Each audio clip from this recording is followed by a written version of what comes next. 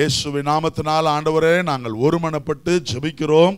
இந்த காலை நேரத்தில் உம்முடைய சமூகத்தில் நாங்கள் கூடி வந்திருக்கிறோம். உம்முடைய ஆலயத்தில் ஆலயம் கர்த்தருடைய வஸ்திர தொங்கலினால் நிறைந்திருக்கிறது. இன்றைக்கு ஆண்டவரே உம்முடைய வஸ்திரத்தின் ஓரத்தை தொட்டவள் சுகமடைந்தாலே, அப்படியே இன்றைக்கு ஆலயத்தில் உம்முடைய பிரசன்னத்தை தொட வந்திருக்கிற ஆண்டவரே, உம்முடைய பிரசன்னத்தை அனுபவிக்க வந்திருக்கிற உம்முடைய பிள்ளைகளை கர்த்தர் தொடுவீராக. ஆண்டவரே, அற்புதங்களை செய்வீராக, அவருடைய தேவைகளை சந்திப்பீராக, சுகம் தருவீராக, அவருடைய வாயை நன்மையால் நிரப்புவீராக.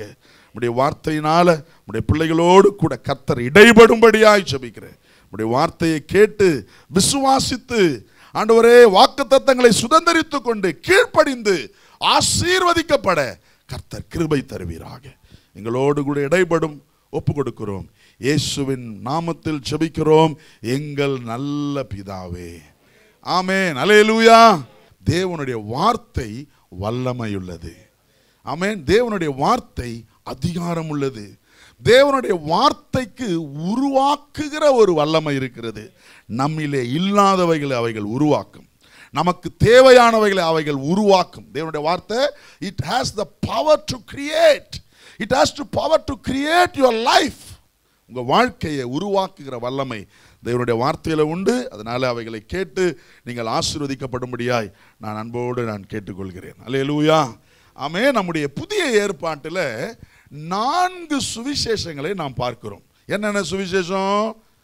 மத்தேயு, மார்க்கு, லூக்கா, யோவான். இன்றைக்கு நான் ஒரு சுவிசேஷத்தில் இருந்து நான் பிரத்யேகமாக நான் உங்களோடு கூட பேச போகிறேன். ஆனால் அதுக்கு முன்னால ஏன்பா ஒரே விஷயத்தை, ஒரே சம்பவத்தை, இயேசுவினுடைய வாழ்க்கையை, இயேசுவினுடைய பிறப்பு, அவருடைய வாழ்க்கை, அவருடைய மரணம், இவ்வளவுதான். இதை எதுக்கு 4 பேர் எழுதணும்? 4 வித்தியாசமான காரியங்களை நம்ம பல நேரங்களில் பார்க்க முடியுது. நிறைய கிறிஸ்தவ மறுப்பாளர்கள் அல்லது கிறிஸ்துவை எதிர்க்கிறவர்கள் இதை கேட்பதுண்டு. எதுக்கு 4 பேர் 4 காரியம்? ஒரு சிலதுல கொஞ்சம் வித்தியாசம் இருக்குது. ஏன் இவர் சொல்றதை அவர் சொல்லலை, அவர் சொல்றதை இவர் சொல்லலை? ஏன் ஒரே காரியத்தை ஏன் இவர் சொல்லாம விட்டாரு, ஏன் அவர் சொன்னாரு அப்படின்லாம் கேள்வி கேட்டு குழப்புகிறவர்கள் உண்டு. அதை கேட்குற நமக்கும் நிறைய நேரம் நம்ம ஆட்களுக்கு, புதுசாக சபைக்கு வரவங்களுக்கு, புதுசாக தேவனை ஏற்றுக்கொண்டு வாழ்கிறவர்களுக்கு ஒரு கேள்வி வந்துடும். ஏன் அப்படி நடந்துச்சு, ஏன் அப்படின்லாம் கேட்க வாய்ப்பு உண்டு. ஆனால் இன்றைக்கு நான் உங்களை பார்த்து சொல்லட்டும், வேத புத்தகத்தை எழுதியவர்கள் பல வித்தியாசமான நபர்களாக இருந்தாலும் வேத புத்தகத்தினுடைய ஆக்கியோன், the author of the holy bible is Holy Spirit. எத்தனை பேர் ஆமென் சொல்றீங்க? அல்லேலூயா. பரிசுத்த ஆவியானவரே வேதத்தை எழுதினார். அல்லது இப்படி சொல்லலாம், பரிசுத்த மனிதர்களை ஏவி அவருடைய இருதயத்திலே வார்த்தைகளை வைத்து பரிசுத்த ஆவியானவரே அதை தொகுத்து எழுத உதவி செய்தார். எத்தனை பேர் ஆமென் சொல்லுவீங்க? பல நபர் வித்தியாசப்பட்ட சூழ்நிலை, வித்தியாசப்பட்ட தருணங்களிலே எழுதினாலும், இவைகள் மனிதனால் எழுதப்பட்டு இருந்தாலும் இவைகள் மனிதனிடத்திலிருந்து வந்ததில்லை, தேவனுடைய வார்த்தை, தேவனுடைய கருத்து. எத்தனை பேர் அல்லேலூயா சொல்லுவீங்க? ஆமென். பழைய ஏற்பாட்டுக்கும் புதிய ஏற்பாட்டுக்கும் பல 100 ஆண்டுகள் வித்தியாசம் இருந்தாலும், வேதத்தின் முதல் புத்தகத்திலிருந்து கடைசி புத்தகத்துக்கு ஆயிரக்கணக்கான வருடங்கள் டிஃபரன்ஸ் இருந்தாலும், முழு வேதாகமத்துக்குள்ளேயும் ஒரு ஒற்றுமையை பார்க்க முடியும், ஒரு இணைப்பை பார்க்க முடியும், ஒரு ஐக்கியத்தை பார்க்க முடியும். காரணம், இது மனிதனால் எழுதப்படவில்லை, காலாகாலமாய் இந்த பூமியை ஆளுகிற தேவனால், பரிசுத்த ஆவியானவரால் ஏவப்பட்டு எழுதப்பட்டது. விசுவாசிக்கிறவங்க சத்தமா அல்லேலூயா சொல்லுங்க பாப்போம். அல்லேலூயா. சரி, அதெல்லாம் பேசணும்னா வேற சப்ஜெக்டுக்குள்ள நம்ம போயிடுவோம். ஆனால் இன்னைக்கு வேகமா மத்தேயு, மார்க்கு, லூக்கா, யோவான், இந்த 4 சுவிசேஷங்களை தேவன் புதிய ஏற்பாட்டில் கொடுத்திருக்கிறார். 4 நபர்கள் இவைகளை எழுதி இருக்கிறார்கள். இன்றைக்கு நான் யோவானில் இருந்து தான் கவனம் செலுத்தி நான் பேச போறேன். ஆனால் அதுக்கு முன்னால ஒரு முன்னுரையாக மத்தேயு ஏன் இந்த காஸ்பலை எழுதுறாரு? மார்க் ஏன் இந்த காஸ்பலை எழுதுறாரு, சுவிசேஷத்தை எழுதுறாரு? லூக்கா ஏன் எழுதுறாரு அப்படின்றத நான் உங்களுக்கு சற்று ஒரு அறிமுகமாக சொல்லி நான் கடந்து போக நான் ஆசைப்படுகிறேன். எத்தனை பேர் கேட்க ஆயத்தமா இருக்கிறீங்க? அல்லேலூயா. மத்தேயு எழுதின சுவிசேஷத்தை மத்தேயு என்கிறவர் எழுதுகிறார். யாருக்காக எழுதுகிறார் தெரியுமா?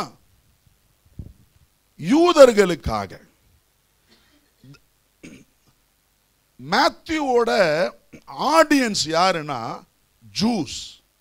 யூத ஜனங்களுக்காக மத்தேயு சுவிசேஷத்தை Matthew, the writer, the disciple of Jesus, Matthew எழுதுகிறார். அவருடைய நோக்கம் எல்லாம், மத்தேயுவினுடைய கவனம் எல்லாம், நான் இயேசு கிறிஸ்து யார் என்பதை யாருக்காக எழுதுகிறேன்? யூதர்களுக்காக எழுதுகிறேன். அடுத்தது, யூதர்களுக்கு என்ன தலைப்பில் அவர் சுவிசேஷத்தை பிரசன்ட் பண்றார்னா, ஜீசஸ் as the king, இயேசு ராஜா, இயேசு மேசியா. ஏன்னா யூதர்கள் தான் மேசியா என்கிற ஒரு ராஜா வருவார் என்பதை எதிர்பார்த்து கொண்டிருந்தார்கள். இயேசு வந்தார், மேசியாவாக வந்தார். ஆனா யூதர்களுக்கு அந்த மேசியாவை அடையாளம் கண்டு கொள்ள தெரியல. ஏன்னா அவங்க நினைச்சது என்னன்னா, மேசியா ஒரு ஆளுமை உள்ள வீரனாக, ஒரு நல்ல சிறந்த போர் வீரனாக, தளபதியாக அவர் வந்து யுத்தங்களை செய்து ரோமருடைய ஆட்சியிலிருந்து, மற்றவர்களுடைய அடிமைத்தனத்திலிருந்து யூதர்களாகிய எங்களை விடுவிப்பார், எங்களுக்கு ஒரு சமாதானம் உள்ள ஒரு வாழ்க்கையை தருவார் அப்படின்னு யார் எதிர்பார்த்திருந்தா? யூதர்கள் எதிர்பார்த்துட்டு இருந்தாங்க. ஏன்னா இயேசு வந்த காலகட்டத்தில் ரோமர்கள் அவர்களை ஆண்டு கொண்டிருந்தார்கள். அதற்கு முன்னால அசீரியர்கள், பாபிலோனியர்கள் பலர் அவர்களை ஆண்டு கொண்டிருந்தாங்க. சோ இவர்களுக்கெல்லாம் ஒரு எதிர்பார்ப்பு, கர்த்தர் மேசியாவை வாக்கு பண்ணியிருக்கிறார், மேசியா வருவார், மேசியா வருவார், ராஜா வருவார், ராஜா வந்து நம்மை விடுதலையாக்குவார் அப்படின்னு எதிர்பார்த்து இருந்தாங்க. அவங்க நினைப்பெல்லாம் எப்படி? ஒரு ஆளுமை வீரனாக, ஒரு போர் தளபதியாக, யுத்தம் செய்து எங்களை விடுவிக்கிறவராக வருவார் என்று எதிர்பார்த்திருந்தாங்க.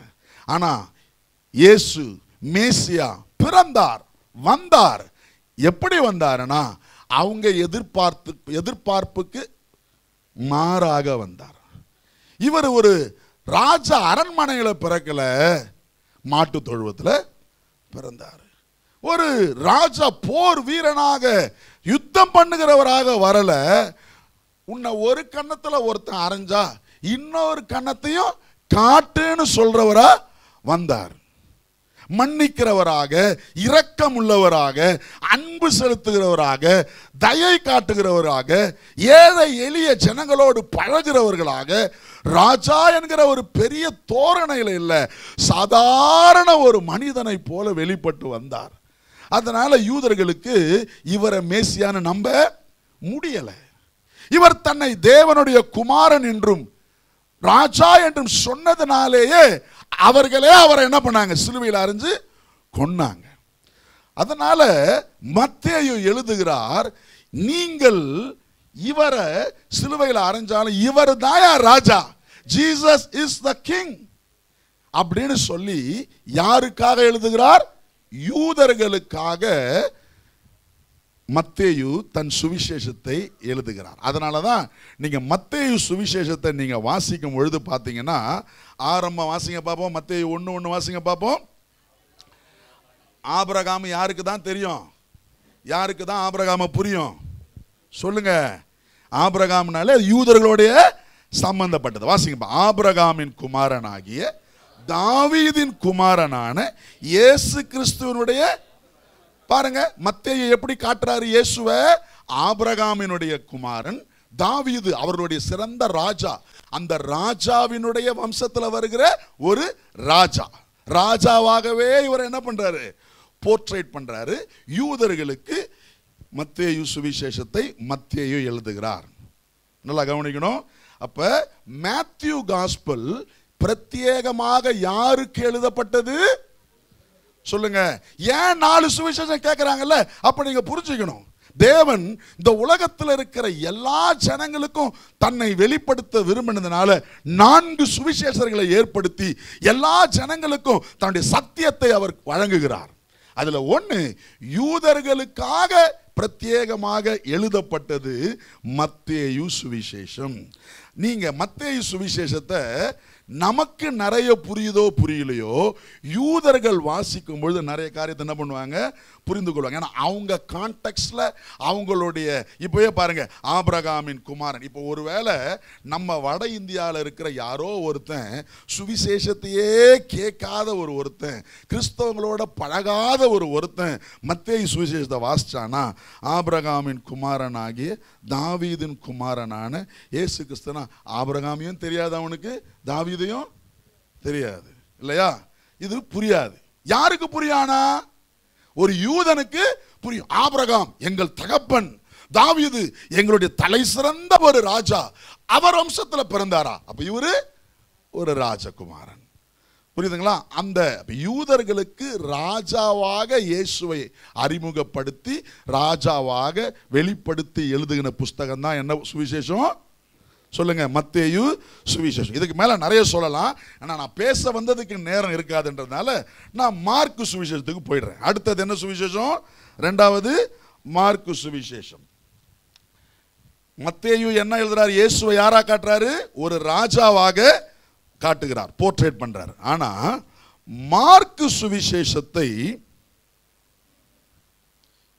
Mark Jesus as a servant, இயேசுவை ஒரு ஊழியனாக, ஒரு வேலைக்காரனாக, ஒரு அடிமையாக ரோமர்களுக்கு எழுதுகிறார். யாரு?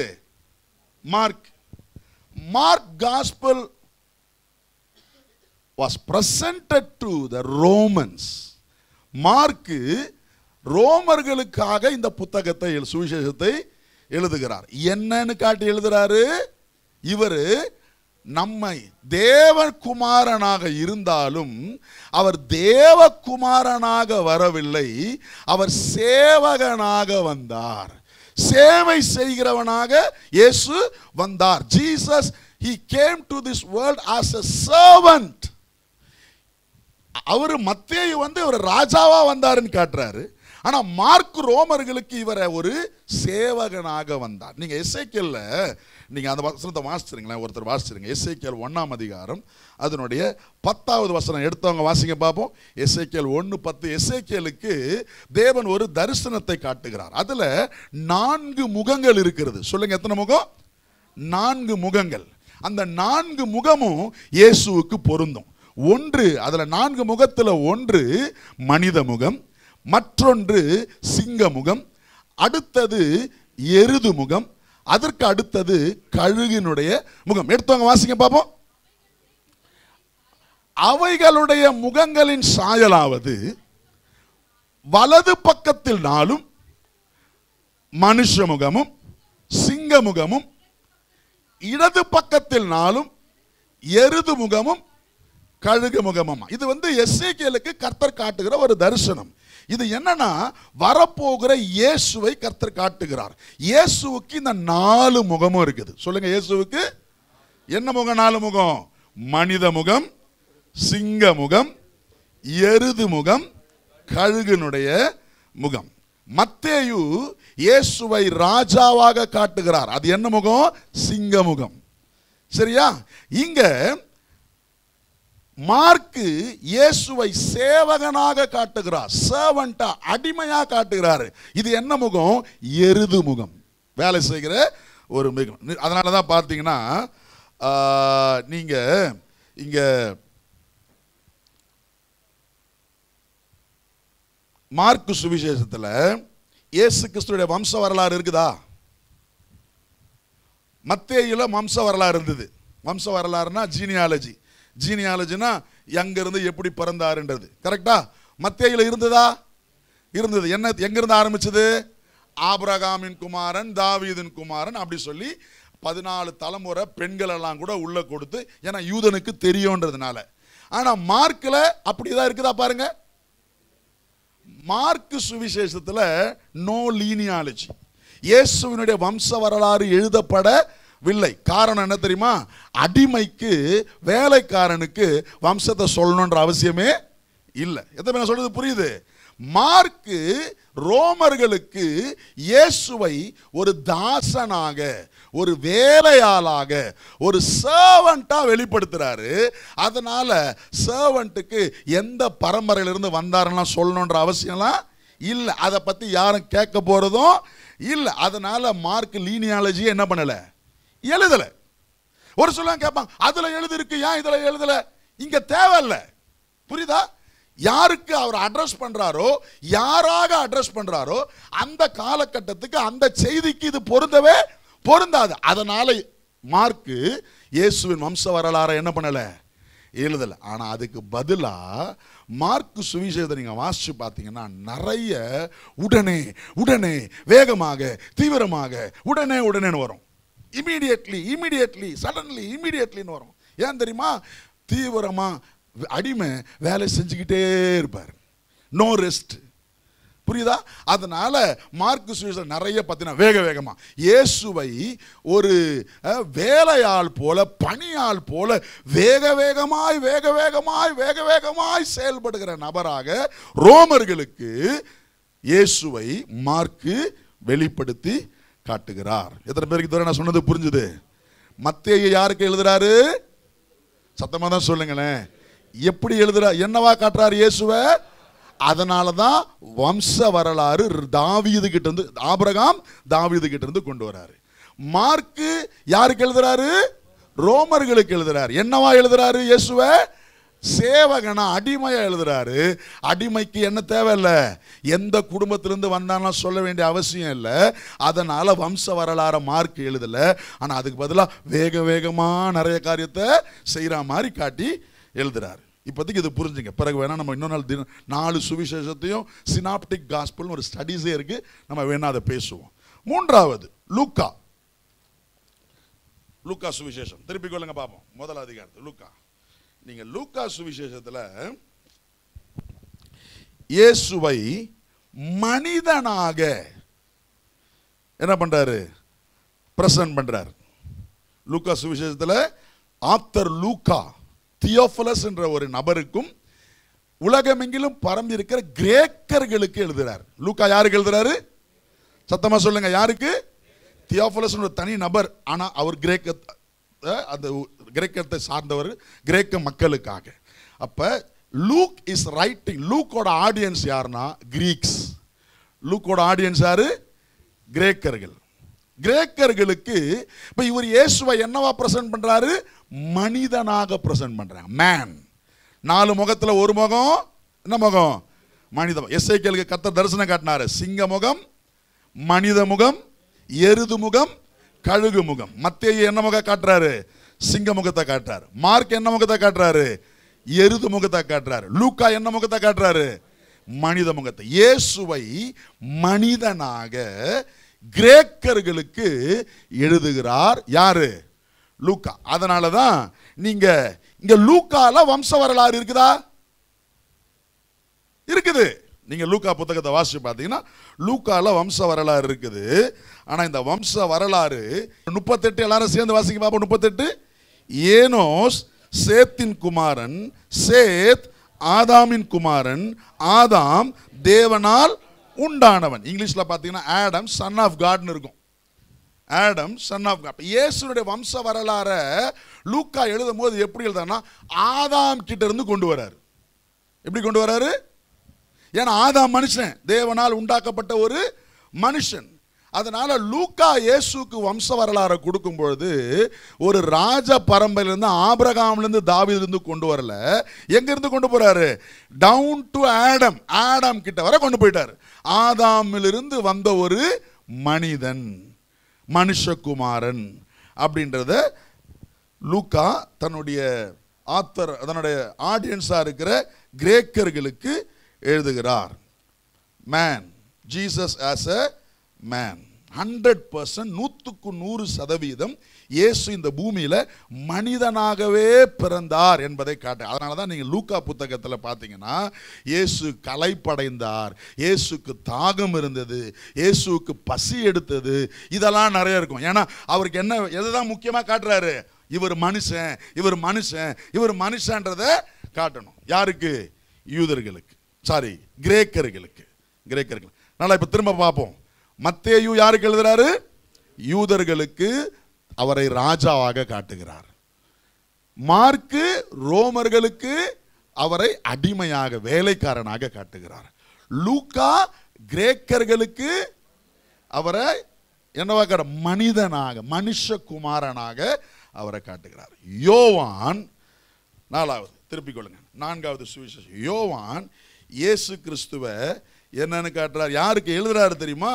யூதர்களுக்கும் உலகமெங்கிலும் இருக்கிற மற்ற புறஜாதிகளுக்கும். இது எல்லாருக்காக எழுதப்பட்ட ஒரு சுவிசேஷம். For Jews and for all Gentiles. யோவான் சுவிசேஷம். அதனால தான் இன்னைக்கு நிறைய பேருக்கு புதுசா ஒரு ஏதோ இயேசுவை அறியாத ஒரு ஜனத்துக்கு காஸ்பல் கொடுக்கும்போது ஜான் காஸ்பல் கொடுப்பாங்க. ஏன்னா எல்லாருக்கும் புரியும், எல்லாருக்கும் புரியும். மத்தேயு படிச்சா பாதி புரியாது, ஏன்னா ஆபிரகாம், ஈசாக்கு, அவங்க நிறைய.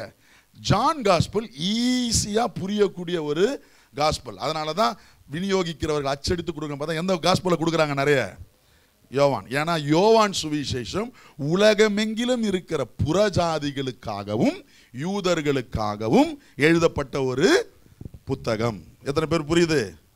ஜான் த காஸ்பல் இயேசுவை எப்படி காட்டுறாரு தெரியுமா? அவரை சன் ஆஃப் காட், தேவகுமாரனாய் காட்டுகிறார். கழுகு முகம், என்ன முகம்? தேவகுமாரனாக. அதனால தான் புக்க ஆரம்பிக்கும் பொழுது என்ன ஆரம்பிக்கிறார் பாருங்க? ஆதியிலே வார்த்தை இருந்தது, அந்த வார்த்தை தேவனிடத்திலிருந்து, அந்த வார்த்தை தேவனாய் இருந்தது, அவர் தேவனாலே, அவர் அந்த சகலமும் அவர் மூலமாய். 2வது வசனம், அவர் ஆதியிலே தேவனோடு இருந்தார், அவர் மூலமாய் உண்டாயிற்று. இப்ப இயேசுவை ஆதியில தேவனோடு இருந்து இருக்கிற தேவகுமாரனாகவே காட்டுறார். யாரு? யோவான். புரியுதா நான் சொல்றது? அப்ப 4 சுவிசேஷமும் ஒரே காரியத்தை சொல்ற மாதிரி நம்ம நினைச்சுக்கிறோம், நம்ம புரிஞ்சுக்கிறோம். ஒருவேளை இன்னைக்கு எத்தனை பேருக்கு இதை புதுசா கேட்கறீங்க எனக்கு தெரியல. நல்லா புரிஞ்சுங்க. ஒரே நபராகிய இயேசு கிறிஸ்துவனுடைய வாழ்க்கை வரலாறை சொன்னாலும் வித்தியாசமான ஜனங்களுக்கு வித்தியாசமான தலைப்பிலே சொல்லப்பட்டதுதான் 4 சுவிசேஷம். எத்தனை பேர் ஆமென் சொல்றீங்க? இப்ப என் கூட சேர்ந்து கொஞ்சம் ரீகாப் பண்ணுங்க பாப்பா வேகமா. மத்தேயு யாருக்கு எழுதுறாரு? யூதர்களுக்கு எழுதுகிறார். இயேசுவை என்னவா காட்டுறாரு? யூதர்களுடைய ராஜாவாக காட்டுகிறார். என்ன முகம்? சிங்க முகத்தை காட்டுறார். மார்க் யாருக்கு எழுதுறாரு? ரோமர்களுக்கு எழுதுறார். என்னவா எழுதுறார்? இயேசுவை யாரா காட்டுறாரு?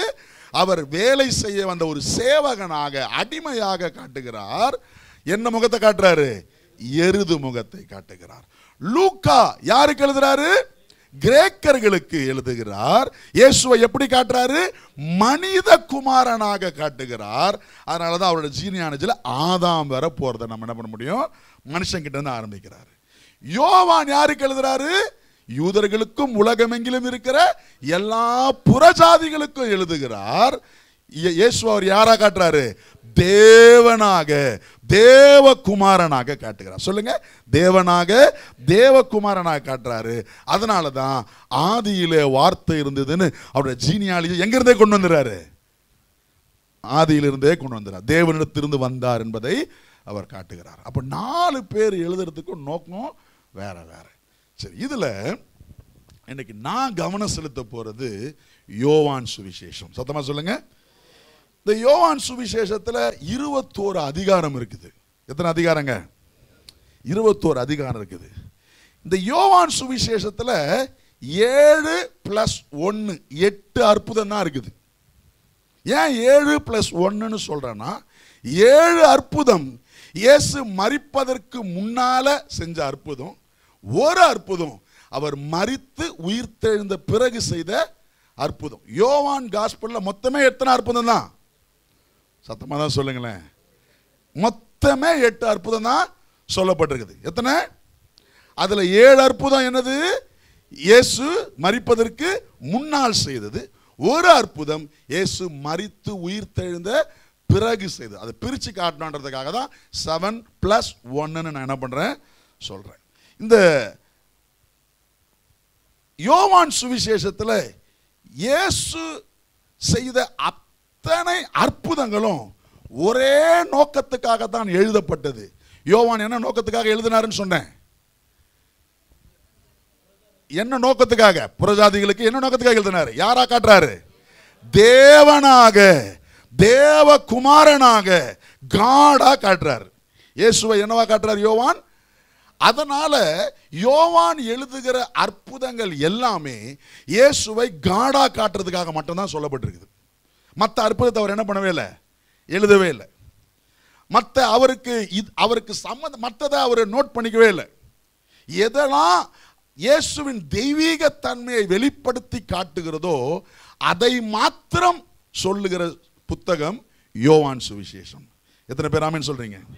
இந்த யோவான் சுவிசேஷத்துல தான் இயேசு செய்த முதல் அற்புதமும் சொல்லப்பட்டிருக்கிறது, இயேசு செய்த கடைசி அற்புதமும் சொல்லப்படுறது. இந்த ரெண்டும் வேற எந்த சுவிசேஷத்திலையும் சொல்லப்படலை. அப்போ ஜானுக்கு ஒரு பெக்யூலியர். சொல்லுங்க, இயேசுனுடைய முதல் அற்புதமும் இயேசுனுடைய கடைசி அற்புதமும் யார் மட்டும்தான் சொல்றா? கானாவூர் கல்யாணத்தில் தண்ணீரை திராட்சரசமாய் மாற்றினதை யோவானை தவிர மத்தேயும் சொல்லல, மார்க்கும் சொல்லல, லூக்காவும் சொல்லல. யார் மட்டும்தான் சொல்றா? யோவான் மட்டும்தான் சொல்றாரு. அதுக்கு ஒரு நோக்கம் இருக்குது. அவரை தேவனாய் அவர் காட்ட விரும்புகிறார். மனிதனாய் காட்டுகிறவர்களுக்கு அது முக்கியத்துவம் படல, அதை எழுதல அவங்க. Even though it is a first miracle. புரியுதுங்களா? நிறைய பேர் கேட்பாங்க, ஏன் அவர் எழுதுல, இவர் எழுதல, இவர் எழுதல. நோக்கம் இருக்குதுங்க ஒவ்வொருத்தருக்கும். நான் உதாரணம் சொல்றேனே, நான் காலேப் கிட்ட பேசும்பொழுது ஒரு விதமா பேசுவேன், கரெக்டா? ஏன்னா என்னோட ஆடியன்ஸ் இப்ப யாரு? காலேப். அதே நேரம் விக்டருடைய பையன் கிட்ட பேசுறேன்னு வச்சுங்க, ஜேசன் கிட்ட, அவங்கிட்ட எப்படி பேசுவேன்? வேற மாதிரி பேசுவேன். இப்போ காலேப் கிட்ட பேசுகிற போது நான் பேசுவேன், தம்பி இந்த ஸ்பீக்கரு கொஞ்சம் ரெடி பண்ணணும், இந்த கீபோர்டு எப்படி, கம்ப்யூட்டரை பற்றி கேட்பேன். ஏன்னா அவருக்கு எல்லாம் தெரியும், ஸ்பீக்கரை பற்றி தெரியும், கீபோர்டை பற்றி தெரியும், கம்ப்யூட்டரை பற்றி தெரியும். அப்போ எனக்கு இருக்கிற காரியத்தை அவரோட நான் பகிர்ந்துக்கிடுவேன். ஆனால் ஜேசன் கிட்ட போய் பேசும்போது என்ன பேசுவேன்? சாக்லேட்டை பற்றி தான் பேசுவேன், ஐஸ்கிரீமை பற்றி தான் பேசுவேன். அவங்ககிட்ட போயிட்டு ஸ்பீக்கரை பற்றியும் கீபோர்டை பற்றியும் என்ன பண்ண மாட்டேன். அப்படி பேசினா அவனுக்கு அது ரிலவெண்ட்டே இல்லை, அவன் அப்படியே பார்ப்பான். புரியுதா? என்னை சுற்றி நின்று பார்க்குறவங்க, பாஸ்டருக்கு என்ன ஒரு முன்னா ஆயிட்டாரு, அந்த குழந்தைகிட்ட போயிட்டு அவன்கிட்ட போயிட்டு சம்மந்தமே இல்லாததெல்லாம் பேசிட்டு இருக்காரு சொல்லுவாங்களா, சொல்ல மாட்டாங்களா? அப்போ யாரு நம்முடைய ஆடியன்ஸோ அவங்களுக்கு ஏற்ற மாதிரி பேசணும், கரெக்டா? இப்போ நீங்கெல்லாம் என்னுடைய தமிழை புரிந்து கொள்ளுகிற தமிழ் ஆடியன்ஸ், கரெக்டா? இப்போ நான் இங்கே வந்து உட்காந்துட்டு மேரே பாயோ பகலும் எங்கே கேட்ட மாதிரி இருக்குதா? இப்படி பேசினா நீங்களாம் என்ன பண்ணுவீங்க? 5 நிமிஷம் பொறுத்து பார்ப்பீங்க. மிஞ்சி போனால் பாஸ்டர் பரதாவை ஏதாவது நினச்சிக்க போகிறாரு அப்படின்னு ஒரு 10 நிமிஷம் பொறுத்து பார்ப்பீங்க. அதுக்கப்புறம் ஒன்றோட ஒன்றா இப்போவே எழுந்து போகிறதுக்கு ரெடி ஆகிற மாதிரி ஒன்று ஒன்றா என்ன பண்ணிடும், எழுந்து போகிறீங்க. ஆனால் சம்மந்தம் இல்லாததை பேசுனுங்கிறா என் மனுஷன். என் கிட்ட போயிட்டு பாயோ பகணும் அப்படி பேசலாம், பிரயோஜனமே இல்லை. ஆடியன்ஸுக்கு ஏற்ற மாதிரி என்ன பண்ணணும், பேசணும். அப்போ ஒவ்வொரு எழுத்தர்களும், மத்தேயும் சரி, மார்க்கும் சரி, லூக்காவும் சரி, யோவானும் சரி, யாருக்கு எழுதுகிறார்களோ, எதை சொல்ல வருகிறார்களோ அதை தெளிவாய் சொல்லி இருக்கிறார்கள். எத்தனை பேர் ஆமென் சொல்றீங்க? அதனால தான் பைபிள்ல 4 சுவிசேஷங்கள் எழுதப்பட்டிருக்கிறது. ஒரே சம்பவம், ஒரே நபரை குறித்து தான், ஒரே இயேசுவை குறித்து தான், ஆனால் 4 வித்தியாசமான அப்ரோச். எத்தனை பேர் நான் சொன்னதெல்லாம் புரிஞ்சுட்டு ஒரு ஆமென் சொல்லுங்க பாப்போம். அல்லேலூயா. சரி, அதுல யோவான் எத்தனை அற்புதங்கள் எழுதினார் சொன்னேன்? 7 அற்புதங்களை, 7+1. அதனால இயேசு உயிரோடு இருந்தவரை நான் செஞ்ச 7 அற்புதங்களை எழுதுறாரு. அந்த 7 அற்புதமும் இயேசு தேவன், இயேசு தெய்வீக தன்மை உடையவர் என்பதையே காட்டும்படி என்ன பண்றாரு, எழுதுறாரு. ஏன்னா யோவானுடைய நோக்கமே என்னதான், உலகத்துக்கு என்ன சொல்லணும், இயேசு தேவன் தேவகுமாரன் என்று சொல்ல வேண்டும் என்பதற்காக. இன்னைக்கு வேகமா இருக்கிற கொஞ்ச நேரத்தில் இந்த 7 அற்புதத்தையும் நம்ம வாசிக்க போறதில்லை, சொல்ல போறேன். எல்லா அற்புதமும் நமக்கு தெரிஞ்சதுனால நான் அதனுடைய தலைப்பை மாத்திரம் சொல்லி எதற்காக யோவான் இதை எழுதுகிறார் அப்படின்றத சொல்லி நாம் பார்த்து நாம் ஜெபிக்க போகிறோம். எத்தனை பேர் கேட்க ஆயத்தமா இருக்கிறீங்க? அல்லேலூயா. இயேசுனுடைய முதல் அற்புதமும் கடைசி அற்புதமும் யோவான் மாத்திரம் தான் எழுதுறாரு. யோவான் எழுதுற 7 அற்புதத்தில் 5 அற்புதம் அவர் மட்டும்தான் எழுதுறாரு. புரியுதுங்களா? யோவான் எழுதுற 7 அற்புதத்தில் 5 அற்புதம் வேற மத்தேயும் எழுதல, மார்க்கும் எழுதல, லூக்காவும் எழுதல. யார் மட்டும்தான் எழுதுறா? யோவான் மாத்திரம் தான் எழுதுறாரு. 2 அற்புதம் தான் மற்றவங்க எழுதுன இவரு எழுதுறாரு. 5000 பேருக்கு போஷித்ததையும் கடல் மேல் நடந்ததையும். மற்ற எதுவுமே மற்றவங்களது எழுதவே இல்லை. பிரத்யேகமா இவர் மாத்திரம் எழுதுகிறார். ரலையிலே சொல்லுங்க பார்ப்போம். சரி, இயேசுனுடைய முதல் அற்புதம் வேகமா நம்ம பார்த்துருப்போம். இது எங்க இருக்குதுன்னா யோவான் 2ஆம் அதிகாரம் 1ஆம் வசனத்திலிருந்து 11ஆம் வசனம் வரை இருக்கிறது. எத்தனை? யோவான் 2ஆம் அதிகாரம் 1ஆம் வசனத்திலிருந்து 11ஆம் வசனம் வரை. என்ன அற்புதம் இது? தண்ணீரை, கானா ஒரு கல்யாணத்தில் தண்ணீரை திராட்சை ரசமாய் மாற்றின ஒரு அற்புதம். இந்த அற்புதம் இயேசு செய்த முதலாம் அற்புதம். சொல்லுங்க, இயேசு செய்த முதலாம் அற்புதம். இந்த அற்புதத்தை யோவான் மாத்திரம் தான் எழுதுகிறார். வேற யாரும் என்ன பண்ணல? எழுதல. சரியா? இந்த அற்புதத்தை எழுதுறது மூலமா யோவான் என்ன சொல்ல வராரு? உங்களுக்கு எனக்கு என்ன சொல்ல வராரு? என்ன தெரியுமா சொல்ல வராரு? இயேசு தரத்தின் தேவன். He is the God of quality. தரமானவைகளை உருவாக்குகிற, தரமானவைகளை செய்கிற, தரத்தை உயர்த்துகிற தேவன் அவர் என்பதை யோவான் உலகத்திற்கு வெளிப்படுத்த விரும்புகிறார். நல்லா கவனிங்க. இந்த கல்யாணத்தில் என்ன நடந்தது நமக்கு தெரியும். அதனால் நம்ம அந்த பகுதிக்குள்ளே வாசிக்க போவேன். வாசிச்சா நமக்கு நேரம் ஆயிரும். என்னாச்சு? கானா ஊரில் ஒரு கல்யாணம் நடந்தது. அந்த கல்யாணத்தில் திராட்சை ரசம் குறைஞ்சிருச்சு. பொதுவாக நம்ம ஊர்லலாம் கல்யாணம்லாம் காலையில் கல்யாணம், மதியானம் சாப்பாடு, விருந்து. நம்ம ஊரில் இல்லையா? இல்லை கல்யாணம் அங்கே நடக்கும், இங்கே காலையில் பிரேக்ஃபாஸ்ட்டு விருந்து நடக்கும். அல்லது சாயங்காலத்தில் கல்யாணம் நடக்கும், கல்யாணம் நடந்து முடிஞ்ச உடனே அங்கே டின்னர் விருந்து நடக்கும். பொதுவாக இப்படி தான் நம்ம ஊரில் நடக்கிறது. ஆனால் யூத கலாச்சாரத்தில் யூத கல்யாணம் எப்படின்னா 7 நாள் விருந்து கொண்டாடுவாங்க. எத்தனை நாள் விருந்து? 7ஆவது நாள் முடிஞ்ச பிறகுதான் கல்யாணம் நடக்கும். அப்போ எது முதல்ல?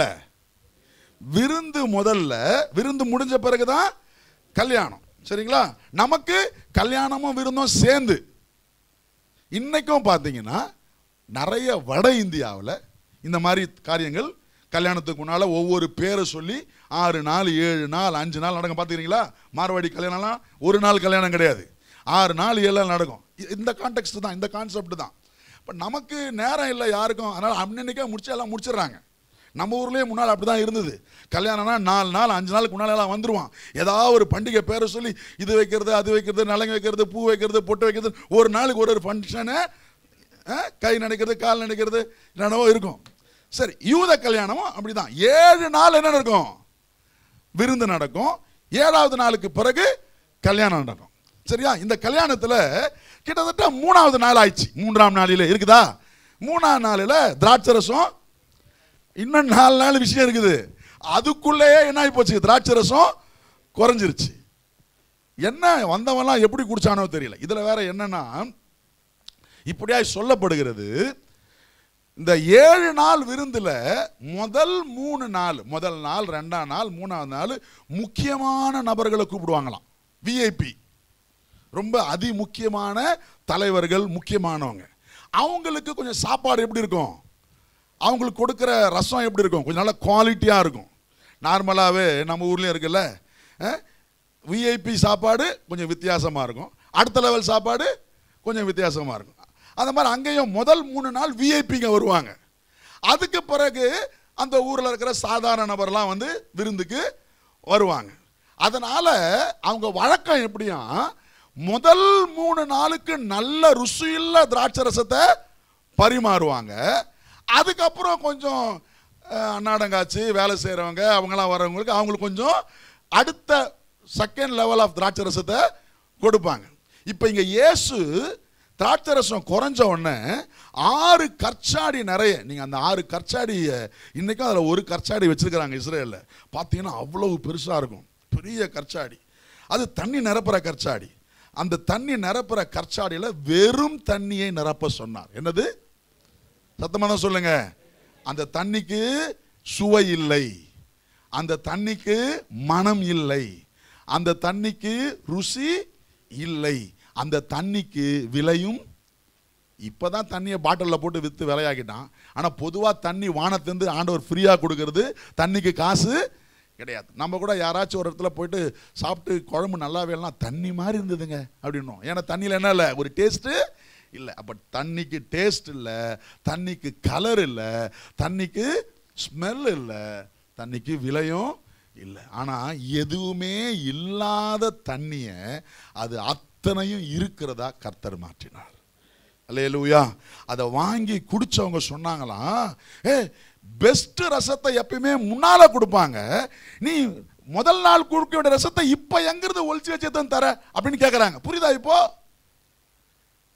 இது முதல் நாள் வந்து விஐபிக்கு கொடுத்துருக்க வேண்டிய ரசமாச்சே, இப்ப வருது. அப்ப சாதாரணமானவைகளை, தரமற்றவைகளை தரம் உள்ளதாய் மாற்றுகிறவர் இயேசு கிறிஸ்து என்று உலகிற்கு சொல்ல யோவான் இந்த அற்புதத்தை எழுதுகிறார். அல்லேலூயா.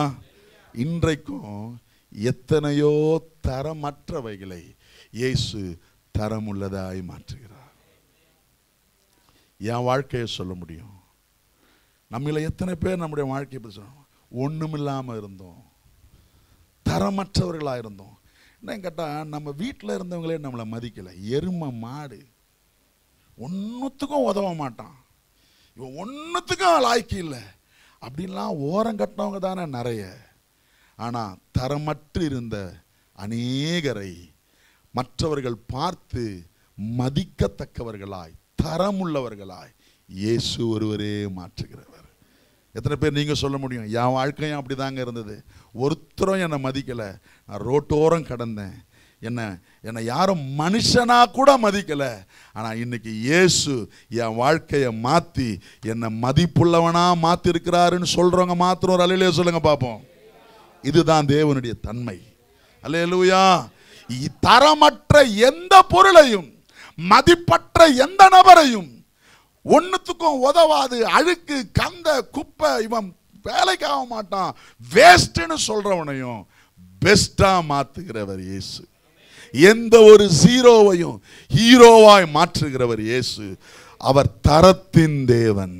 எத்தனை பேர் ஆமென் சொல்றீங்க? யோவான் அதுக்கு தான் எழுதுறாரு இதை. யோவான் உலகத்துக்கு இயேசுவை தேவனா காட்டணும். எப்படிப்பட்ட தேவனா காட்டுறாரு? தரமற்றவைகளுக்கு கூட, தகுதி இல்லாதவைகளுக்கு கூட தகுதியை ஏற்படுத்தி தருகிற தேவன் இயேசு என்று. எத்தனை பேர் சொல்ல முடியும், நானும் தகுதியற்றவனா இருந்தேன், தகுதியற்றவளா இருந்தேன், ஆனா எனக்கு என்னுடைய தகுதி தேவனாலே உண்டானதுன்னு சொல்றவங்க அல்லேலூயா சொல்லுங்க பார்ப்போம். அல்லேலூயா. இன்றைக்கும் என்னை கேட்டுக்கொண்டிருக்கிற யாராகிலும் இயேசுவை இதுவரை ஏற்றுக்கொள்ளாமல் இருந்திருந்தா, உங்க வாழ்க்கை பரிதாபமா, யாரும் மதிக்காம, யாரும் உங்களை நேசிக்காம, ஒதுக்கப்பட்டு உதாசீனப்படுத்து தரமற்ற நிலைமையில, ஏன் உங்களை நீங்களே நேசிக்காம நான் வாழ்றதே வேஸ்ட்னு சொல்லி நொந்து தற்கொலை முடிவில் கூட இருக்கலாம். இயேசுவை நம்புங்கள். எந்த ஒரு தரமற்றவனையும் தரமுள்ளவனாய், மதிப்புள்ளவனாய் மாற்றுகிறவர் இயேசு. அல்லேலூயா. இயேசு தேவன். எப்படிப்பட்ட தேவன்? தகுதி இல்லாதவர்களை கூட தகுதி படைத்தவர்களாய் மாற்றுகிறவர். அவர் சிறியவனை குப்பையிலிருந்து எடுத்து ராஜாக்களோடு மேன்மக்களோடு உட்கார செய்கிறவர். எத்தனை பேர் ஆமென் சொல்ல முடியும்? ஒருவேளை நீங்கள் நினைக்கலாம், எனக்கு தகுதி இல்லைங்க, எனக்கு பின்னணியே இல்லைங்க, எனக்கு வசதி வாய்ப்பு இல்லைங்க, நான் பாவம், நான் சாதாரணம், எனக்கெல்லாம் இந்த வாய்ப்பெல்லாம் கிடைக்காதுன்னு. அப்படி சொல்லாத தம்பி, அப்படி சொல்லாதீங்க சகோதரா சகோதரி. இயேசு உன்னை தகுதிப்படுத்த வல்லவர். ஒரு தண்ணிக்கு மதுரத்தை கொடுக்க முடியுமானா?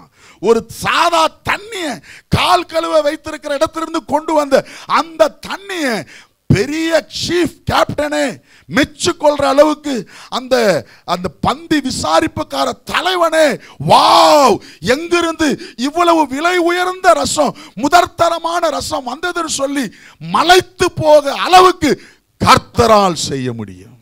அல்லேலூயா.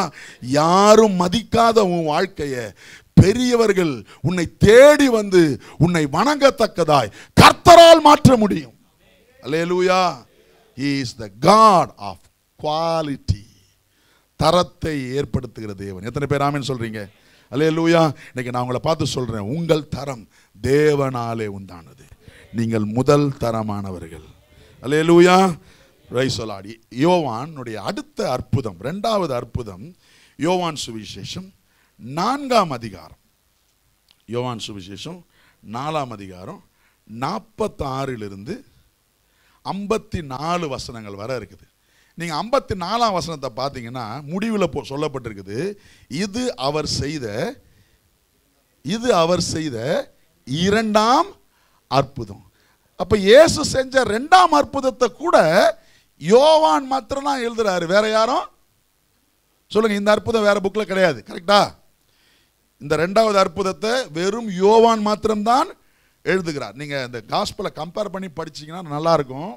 எந்த அற்புதங்கள்லாம் 4 பேரும் சொல்றாங்க, எந்த அற்புதத்தை ஒருத்தர் மாத்திரம் சொல்றாங்க, எந்த அற்புதத்தை 2 பேர் சொல்றாங்க, நீங்க கம்பேர் பண்ணி படிக்கணும். அதெல்லாம் வேதத்தை வாசிக்கும் பொழுது அப்படி சேர்த்து தியானித்து வாசிப்பது நல்லது, பார்த்துங்க. ஆனா இந்த இரண்டாம் அற்புதத்தை யார் மட்டும் தான் எழுதுறா? சொல்லுங்க, யார் மட்டும் தான் எழுதுறா? யோவான் மாத்திரம்தான் எழுதுறார். சரி, இது என்ன, இங்க என்ன அற்புதம் நடக்குது? ராஜாவின் வீட்டினுடைய ஒரு மனுஷன், ஒரு ராஜா வீட்டினுடைய மனுஷன், அவனுடைய குமாரன் வியாதிப்பட்டிருக்கிறான். அவனுடைய குமாரன் என்ன இருக்கிறான்? வியாதிப்பட்டிருக்கிறான். அவன் எந்த இடத்தை சார்ந்தவன்? கப்பர்நகூமை சார்ந்தவன். சொல்லுங்க, எங்க இருக்கிறவன்?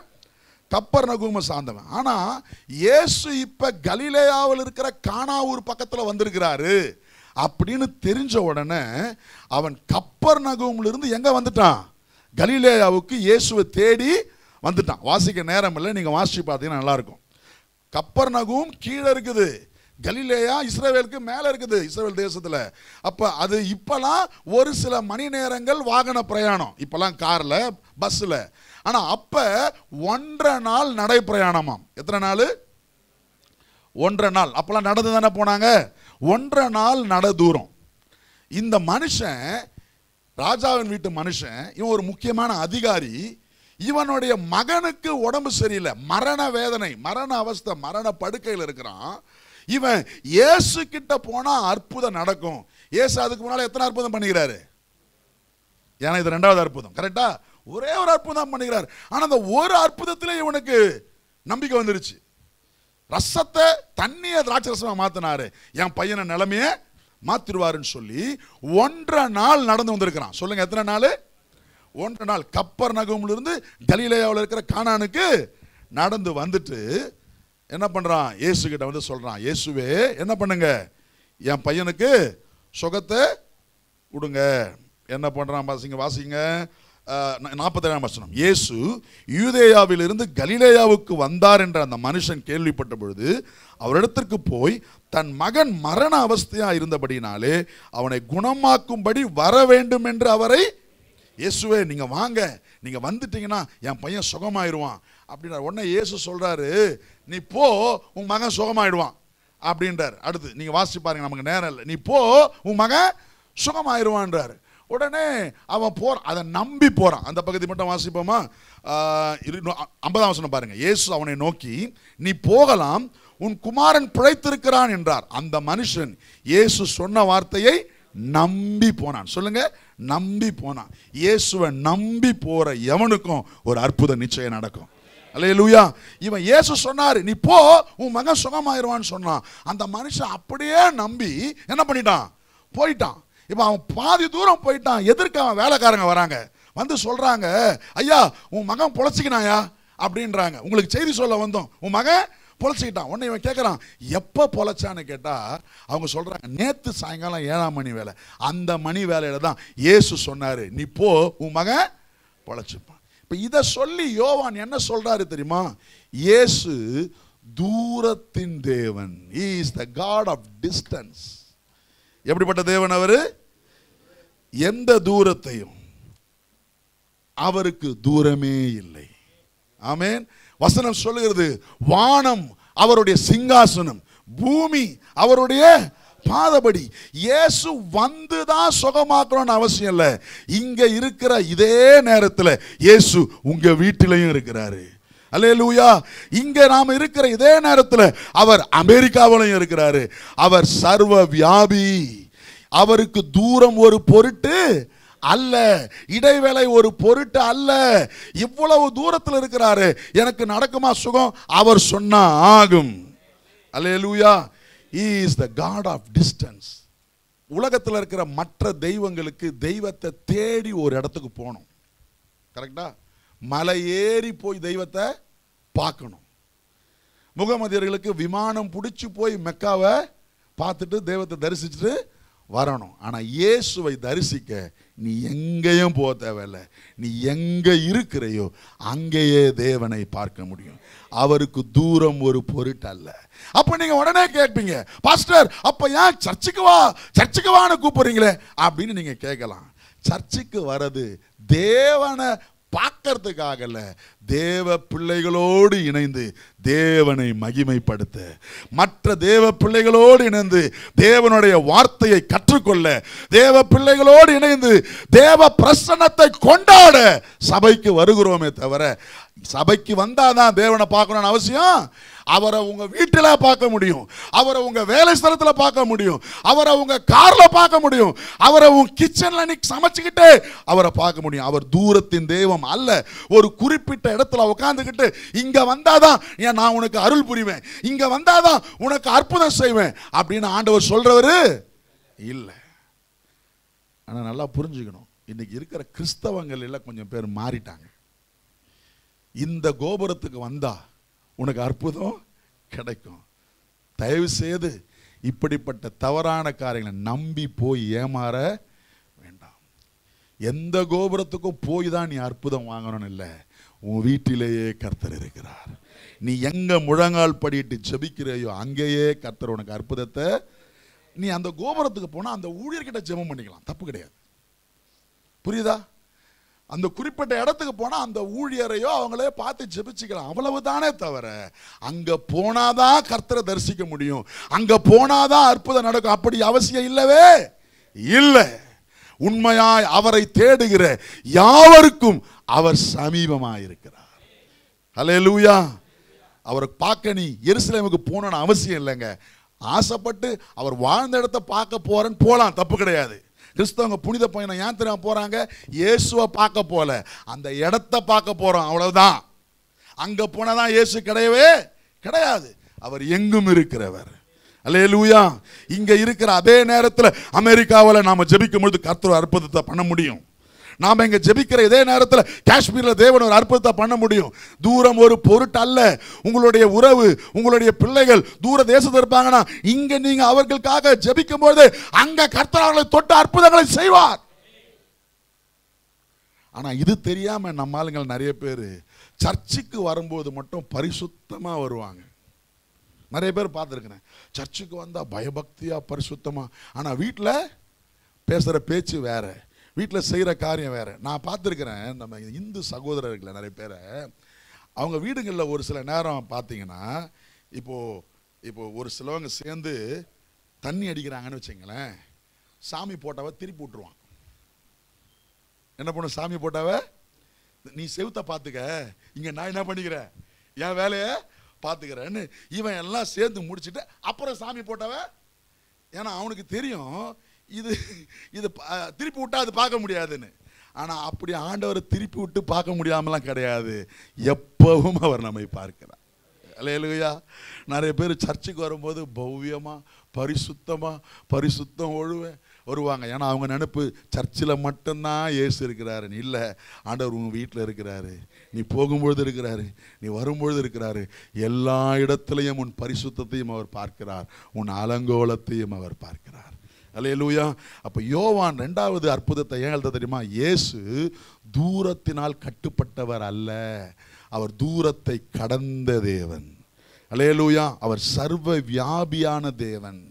ஒரே நேரத்தில் எங்கும் அவரால் இருக்க முடியும் என்பதை உலக மக்களுக்கு சொல்லும்படியாய் யோவான் 2ஆம் அற்புதத்தை எழுதுறார். எத்தனை பேர் ஆமென் சொல்றீங்க? அல்லேலூயா. மூன்றாவது அற்புதம் என்னது? 38 வருஷமா வியாதியா இருந்த ஒரு மனுஷன். யோவான் 5ஆம் அதிகாரம் 5 17. யோவான் 5ஆம் அதிகாரம் 5 17 வசனம் பார்த்தீங்கன்னா, இங்க என்ன குளம் இருக்குது? பெதஸ்தான்ற ஒரு குளம் இருக்குது. இந்த அற்புதத்தை கூட யார் மட்டும்தான் எழுதுறா? வேற யாரும் எழுதல. சரியா? இந்த முதல் அந்த 2 அற்புதமும் சரி, இந்த 3ஆவது அற்புதம் சரி, only written in John gospel. வேற காஸ்பல்ஸ்ல வேற ரைட்டர்ஸ் இதை எழுதல. 38 வருஷமா ஒருத்தன் வியாதியா கிடக்கிறான். எங்க கிடக்கிறான்? பெதஸ்தான்ற ஒரு குளத்துல கிடக்கிறான். அந்த குளம் நீங்க கொஞ்சம் யோசிச்சு பாருங்களேன். பொதுவா நல்ல மனிதர்கள், ஆரோக்கியமா இருக்கிறவர்கள் அந்த குளம் பக்கம் போக மாட்டாங்களாம். ஏன்னா அந்த குளம் அவ்வளவு நாத்தடிக்குமா. ஏன் சொல்லுங்க? இவன் 38 வருஷமா பத்துனுக்கிறான். இவனால் நடக்க முடியாத ஆளு. இப்போ 1க்கு 2க்கு எல்லாம் எங்க தான் சொல்லுங்க? அங்கதான். அப்ப இவனை மாதிரி பல வியாதிக்காரங்க அந்த குளத்தை சுத்தி கிடப்பாங்க. குஷ்டரோகிகள், சந்திர ரோகிகள், இந்த மாதிரி திமிர்வாதக்காரர்கள், எல்லாம் பலவிதமான வியாதி பிடிச்சவங்க எல்லாம் எப்படா குளம் கலங்கன்னு அங்கேயே கிடப்பான். அவனுடைய எல்லாமே அங்கதான். புரியுதுங்களா? அப்ப அந்த குளம் எப்படிதான் கிடக்கும் சொல்லுங்க? அசுத்தமான குளம். அதனால நல்லா இருக்கிற 4 பேர் அந்த பக்கம் போகும்போதே மூஞ்ச திருப்பின்னு போயிடுவான். நாத்தடிக்கும். நம்ம ஊர்ல இந்த பப்ளிக் டாய்லெட் பக்கம் போனா நிறைய பேர் திரும்பி போயிடுவாங்க தெரியுமா? இப்போ கொஞ்சம் பரவாயில்ல, மாறிக்கிட்டு வருது. நான் சொல்றது முன்னால ஒரு 10 வருஷத்துக்கு முன்னாலலாம் பப்ளிக் டாய்லெட் பக்கமே என்ன பண்ண முடியாது, போக முடியாது. ஏன்னா அப்படி இருக்கும். இப்போ கர்த்தர் கிருபையா நம்ம ஜபங்களெல்லாம் கேட்டு கர்த்தர் காரியத்தை மாத்திக்கிட்டு வராரு. அந்த மாதிரி இருந்த இடம் எந்த இடம்? இந்த பெதஸ்தா குளம். ஆனா இயேசு ஒரு மனிதனை தேடி அங்கு போகிறார். நான் உங்களுக்கு சொல்லட்டுமா? நம்முடைய வாழ்க்கை எவ்வளவு அருவருப்பாய், எவ்வளவு நாற்றம் நிறைந்ததாய், எவ்வளவு அசுத்தம் நிறைந்ததாய் இருந்தாலும் இயேசு நம்மை தேடி வர தயங்குவதே இல்லை. உன் தாய் உன்னை கைவிடலாம், உன் தகப்பன் உன்னை கைவிடலாம், உன் நண்பர்கள் உன்னை கைவிடலாம், நீ கட்டின மனைவி, புருஷன், பிள்ளைகள் கைவிடலாம். நிறைய நேரம் நிறைய பேரை பார்த்துருக்குறோம். உடல் நலம் சரியில்லாமல் வியாதிப்பட்டு கிடக்கும் பொழுது பார்த்துக்கிறேன்னு சொன்னவங்கெல்லாம் விட்டுட்டு போகிற நிலைமையில் இருக்குது. மனிதர்கள் விடலாம். ஆனால் தேவன் உன் அலங்கோலத்தை பார்த்து, உன் அசிங்கத்தை பார்த்து உன்னை தூரம் விட்டு விடுகிறவர் அல்ல, கிட்ட வந்து தொட்டு அற்புதம் பண்ணுகிறவர். அல்லேலூயா. இங்க யோவான் இதை குறிப்பா எழுதுகிறதுக்கு காரணம், யோவான் ஏன் எழுதுறாருன்னா 38 வருஷத்தை ரொம்ப இங்க மென்ஷன் பண்றாரு. எத்தனை வருஷமாகறானா? 38, 38 லாங் இயர்ஸ். அப்ப அவன் சொல்ற யோவானுடைய நோக்கம், Jesus is the God over time. அவர் நேரத்திற்கு அதிபதியான தேவன். அல்லேலூயா. ஏன்னா நோவானோட நோக்கமே அதுதான். இவர் தேவன் தேவன் தேவன் காட்டணும். அதுக்கேற்ற அற்புதங்களே அவர் காட்டுறாரு. எந்த நேரத்தையும் அவரால் மாற்ற முடியும். அல்லேலூயா. ஆமென். இன்றைக்கு வியாதிப்பட்டவனையும் சுகமாக்க முடியும். 38 வருஷமா வியாதியா இருந்தவனையும் அவரால் சுகமாக்க முடியும். நேரம் அவருக்கு ஒரு பொருட்டு அல்ல. அவர் நேரத்தை உண்டாக்கினவர், காலத்தை கடந்தவர், காலத்தை படைத்தவர் அவர். அல்லேலூயா. நமக்கு தான் கடந்த காலம், நிகழ்காலம், வருங்காலம். அவருக்கு எல்லா காலமும் ஒண்ணு. அவர் துவக்கத்திலே முடிவை பார்க்கிறவர். அல்லேலூயா. அவர் காலத்தின் மேல் அதிகாரம் உள்ள தேவன் என்பதை ஜனங்களுக்கு வெளிப்படுத்தும்படியாய் இந்த அற்புதத்தை யோவான் எழுதுகிறார். இன்னைக்கு நான் உங்களை பார்த்து சொல்றேன், பல நேரம் நம்ம நினைக்கலாம், காலம் கடந்துருச்சுங்க, நேரம் ஆயிடுச்சுங்க, இத்தனை வருஷம் ஆயிடுச்சு, இது முடியாதுன்றாங்க, இது மாறாதுன்றாங்க, இது நடக்காதுன்றாங்க. அப்படிலாம் எதுவும் இல்லை. இயேசுவால் எதையும் எப்பவும் அவரால் செய்ய முடியும். அல்லேலூயா. நீண்ட நாள் வியாதிகள், நீண்ட நாள் கடன், கிட்டத்தட்ட 25 வருஷமா கடனா இருக்கிறேங்க, கவலைப்படாதீங்க. இயேசு நினைச்சா அப்பவே அது மாற முடியும். 38 வருஷ வியாதி அந்த நிமிஷத்திலேயே சுகமானது. அல்லேலூயா. ஏன்னா அவர் காலத்துக்கு உட்பட்ட தேவன் அல்ல, அவர் காலத்தை கடந்த தேவன். அல்லேலூயா. ஒருவேளை மருத்துவர்கள் சொல்லலாம், இப்போ நீங்கள் காலம் தாழ்ந்து வந்துட்டீங்க, இப்போ சுகப்படுத்த முடியாது, இதை 2 வருஷம் முன்னால் வந்திருந்தீங்கன்னா சுகப்படுத்திருக்கலான்னு மருத்துவம் சொல்லும், மருத்துவர்கள் சொல்லலாம். ஆனால் தேவன் ஒரு நாளும் அப்படி சொல்லுகிறவர் அல்ல. எந்த நேரத்திலையும் எந்த காலத்திலையும் அவரால் அற்புதம் செய்து சுகத்தை தர முடியும். அதை வெளிப்படுத்த தான் யோவான் இந்த அற்புதத்தையே இல்லை. அவர் காலத்தை கடந்த தேவன். ஒருவேளை உங்கள் வாழ்க்கையில் ஏதோ ஒரு காரியத்தை நினச்சி டைம் ஆகி போயிருச்சு, நேரம்லாம் முடிஞ்சு போயிருச்சு, இனி ஒரு வாய்ப்பு இல்லை, இனி ஒரு தருணம் இல்லை நினச்சிட்டு இருந்தீங்கன்னா உங்களை பார்த்து நான் சொல்கிறேன், காலத்தை கடந்த தேவன் உங்களுக்கு நிச்சயம் அற்புதம் செய்வார், உங்களுக்கு நிச்சயம் அதிசயம் செய்வார். அவரால் முடியாதது ஒன்றும் இல்லை. 100 வயதில் ஆபிரகாமுக்கு குழந்தைய கர்த்தரால் தர முடியும். சரீரம் செத்த சாராளுக்கு கர்த்தர் கர்ப்பத்தை திறக்க அவராலே முடியும். எந்த நேரத்தையும் எதையும் செய்ய அவரால் முடியும். ஏன்னா அவர் காலத்துக்கு அப்பாற்பட்ட தேவன். 3 காரியத்தை சொன்ன இதுவரை. முதல்ல என்னது? அவர் தரத்தை ஏற்படுத்தி தருகிற தேவன். 2வது தூரத்துக்கு அவர் சமீபம், தூரமும் சமீபம் அவருக்கு ஒன்று தான், டிஃப்ரென்ஸே இல்லை. 3வது எந்த நேரத்தையும் கடந்தவர், காலம் கடந்தவர் அவர். அல்லேலூயா சொல்லுங்க பார்ப்போம். 4வது அற்புதம் யோவான் 6ஆம் அதிகாரம் 5-14. இதை அடுத்த 3 பேருமே எழுதுறாங்க. மத்தேயு, மார்க்கு, லூக்கா, யோவான் 4 பேருமே இந்த அற்புதத்தை என்ன பண்றாங்க? எழுதுறாங்க. என்னது? 5000 பேருக்கு இயேசு 5 அப்பம் 2 மீனை கொண்டு போஷித்த ஒரு சம்பவம். இந்த அற்புதம் தெரியல எல்லாருக்கும்? ரெஃபரன்ஸ் யோவான் 6ஆம் அதிகாரம் 5-14 கொஞ்சம் தான் இருக்குது. 5 அப்பம் தான் இருக்குது, 2 மீன் தான் இருக்குது. இயேசு கிட்ட கொண்டு வராங்க. இயேசு அவர்களுக்கு ஒரு அற்புதம் செய்து 12 கூடை நிறைய என்ன பண்றார்? அவரு மீதம் எடுக்க செய்கிறார். He is the master of quantity. அவர் எண்ணிக்கையின் தேவன் என்பதை வெளிப்படுத்த யோவான் இந்த அற்புதத்தை என்ன பண்றாரு? எழுதுறாரு. எதையும், எந்த எண்ணிக்கையும், எத்தனையும் அவரால் சரி செய்ய முடியும். கொஞ்சத்தை நிறைய ஆக்க அவரால் முடியும். இல்லாததை இருக்கிறத போல அவரால் முடியும். அவரால் 5 பேரையும் போஷிக்க முடியும். அவரால் 6 லட்சம் புருஷர்களையும் வனாந்தரத்தில் என்ன பண்ண முடியும்? போஷிக்க முடியும். அவருக்கு ஒன்று தான், 1 லட்சமும் ஒன்று தான். எத்தனை பேர் ஆமென் சொல்றீங்க? நிறைய நேரம் நம்ம நினைப்போம், 1000 ரூபாய் இருந்தால் சீக்கிரம் அவர் கொடுத்துருவாரு, ஆனால் 10 லட்சம் ரூபாய் அவரால் கொடுக்க முடியாது. உனக்கு தான் அது எண்ணிக்கையில் பெருசு, எனக்கு தான் அது எண்ணிக்கையில் பெருசு. அவருக்கு எல்லாம் ஒன்று. எத்தனை பேர் ஆமென் சொல்றீங்க? 1 1000 நமக்கு வித்தியாசம். அவருக்கு 1 ஒன்று தான், 1000 5 பேரை போஷிக்கவும் அவரால் முடியும், 5 லட்சம் பேரையும் போஷிக்க அவரால் முடியும். ஏன்னா அவர் எண்ணிக்கைக்கு உட்பட்ட தேவன் அல்ல. திடீர்னு நிறைய பேர் வந்துட்டீங்க, நான் எங்க போவேன்? அவர் சொல்ல மாட்டாருங்க, அவர் சொல்ல மாட்டாரு. உன் குடும்பத்தில் எண்ணிக்கையை உயர்த்தர் வல்லவர், சபையின் எண்ணிக்கையை பெருக செய்ய அவர் வல்லவராக இருக்கிறார். He can increase. எதையும், எந்த எண்ணிக்கையும் அவருக்கு ஒரு பெரிய பொருட்டு அல்லவே அல்ல. எத்தனை பேர் விசுவாசிக்கிறீங்க? எத்தனை பேர் விசுவாசிக்கிறீங்க? தேவைகளை சந்திக்க அவர் வல்லவராக இருக்கிறார்.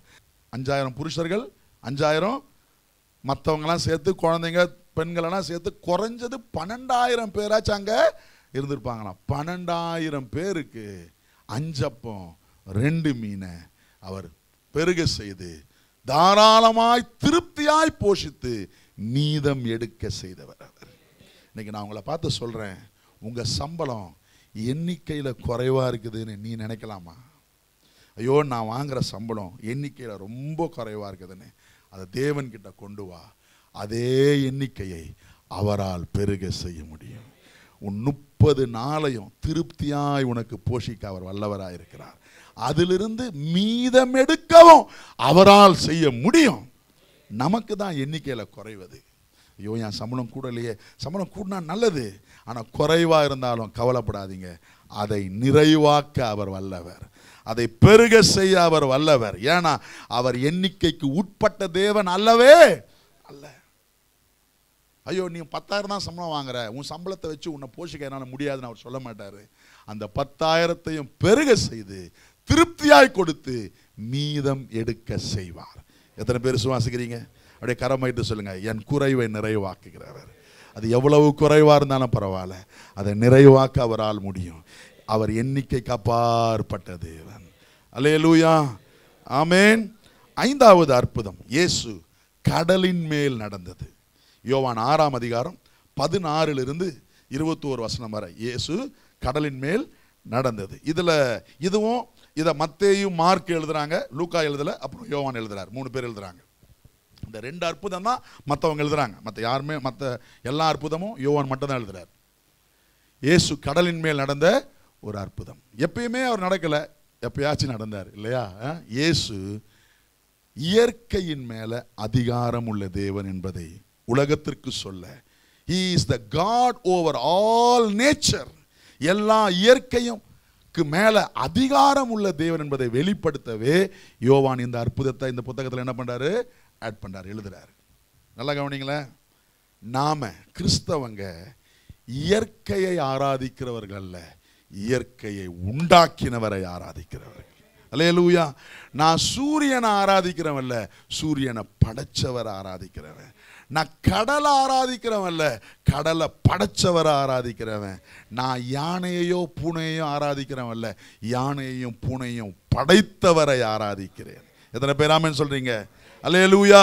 ஏனா என் ஆண்டவர் படைப்புகளுக்கு மேலே அதிகாரம் உள்ளவர். கடலின் மேல் நடந்தார். அவர் மாத்திரம் இல்லைங்க, பேதுரு சொன்ன, ஆண்டவரே நீரே ஆனால் நானும் நடக்க என்ன கூப்பிடுங்கன்னு சொன்னா, அவனையும் நடக்க வச்சாரு. அற்புதம் செய்ய வல்லவர்.